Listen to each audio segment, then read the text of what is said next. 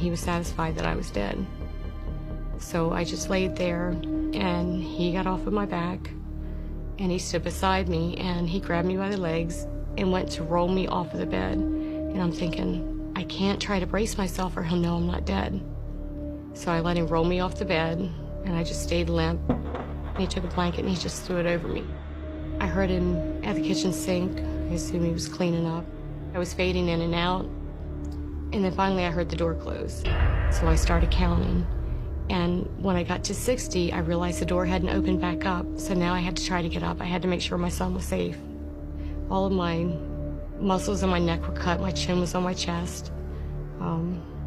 My right shoulder had been completely dissected, the muscle away from the bone. But I was able to force myself into a sitting position. And I was able to put my back against the bed.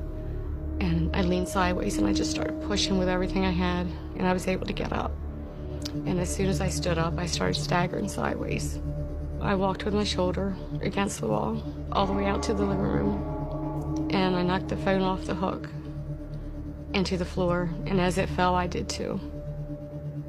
And I was laying beside it. And I couldn't feel my hands, so I tried to dial with my feet. And I dialed the first time, and I heard a squeal, so I knew the call didn't go through. And I tried a second time. I hung the phone up and tried again, and I didn't hear anything. I started to dial the third time, and I just didn't have any more energy. So I rolled over on my stomach, and I just laid there. And I was waiting to die. Next thing I know, I heard feet running across the kitchen floor, and I was so happy. I knew Nick was okay. He came out, and he said, "Mom, are you okay?"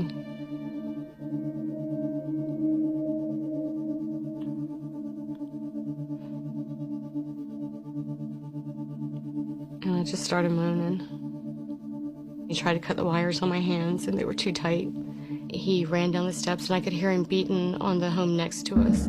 The next thing I remember is my neighbors were there, and the mother of the boy who lived next door was trying to cut my hands, the cords on my hands.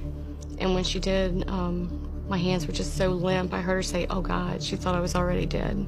I passed out again, and the next thing I remembered was the paramedics coming in.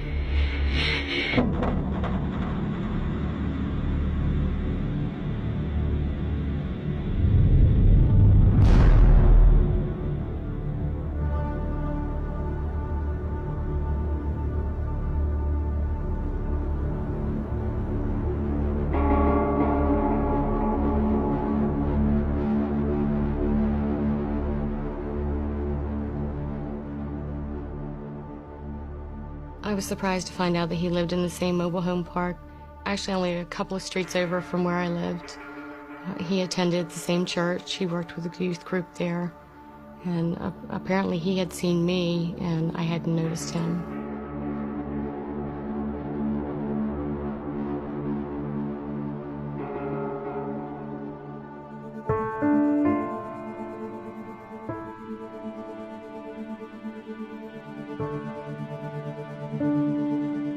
I survived because my son came out and was able to help me to go get the help that I needed. Otherwise, I wouldn't have made it. I survived because I was determined that I was going to make it. I was going to come through it, if nothing else, just to make sure that my son was okay.